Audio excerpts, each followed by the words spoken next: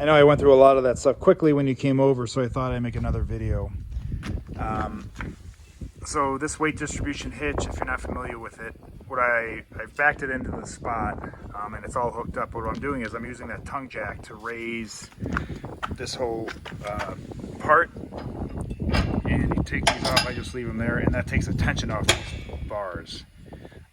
Because then once you lower this, the bars lower too, and you can't get them over these fixes here. The other thing is I turn the gas off in here. You may want to grab a piece of paper or something and write this stuff down. When you turn the gas on, make sure you light the stove inside if you're going to use the fridge on gas. In this storage compartment, this is a gray line that I would use for draining the outdoor sink, and also the one I'd use for the black tank flush, where you hook it up and it flushes out the inside. This blue line has never been used for anything but fresh water, so this is the one you can safely connect to your city water connection at the RV resort, or you can use it to fill it here.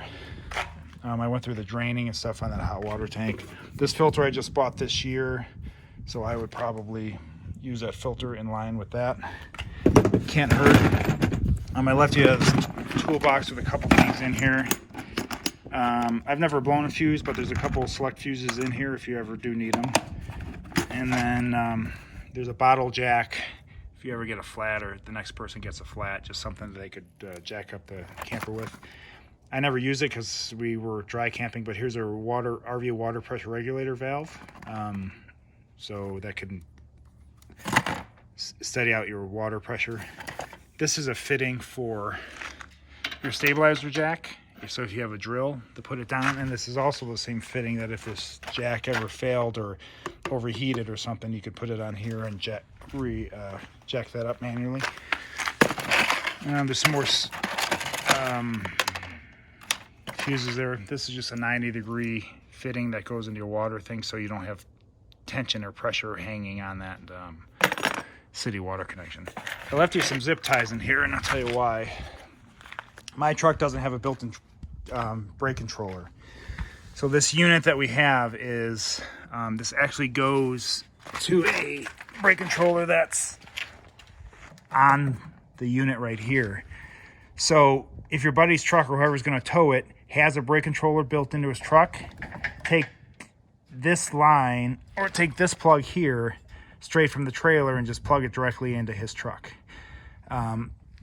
If he plugs this straight in, it'll work, and I'll show you inside the cab. I have a hand controller with a backup camera and stuff too, but this is actually going into this brake controller, and then this is plugged into the camper here. So that's just so you know, that's a built-in automated brake controller on there with a wireless remote inside.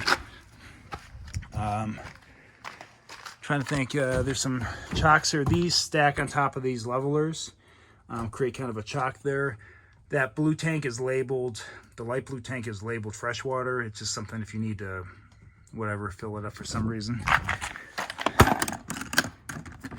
And then, again, when these are parallel, that means they're locked. There's some shocks here, those are yours. I gave you the key for this. I had this open, and I wasn't able to lock it, so I just taped it closed, but you have the silver key for that. It's the same key as all the other outdoor doors. You have the key for this. This is already locked. The black water flush, the electric input. I don't think you're going to need one, but literally just this morning, my adapter from a 30 amp to a 120, which you plug in a house, it broke, like it came apart.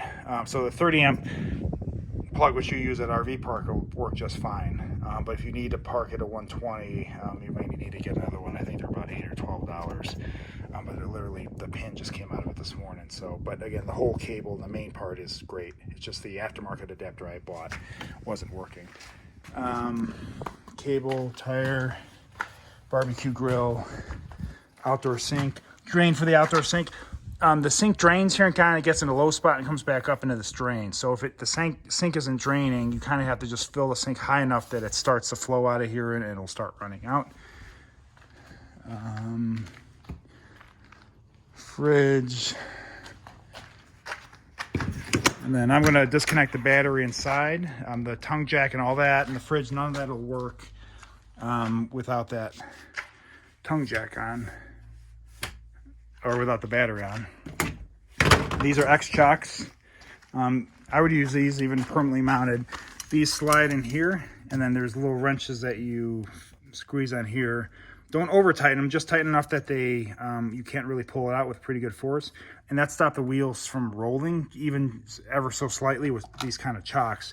And it'll make the whole rig a lot more stable. It won't move around as much. So I left you those. There's 2 of them in here.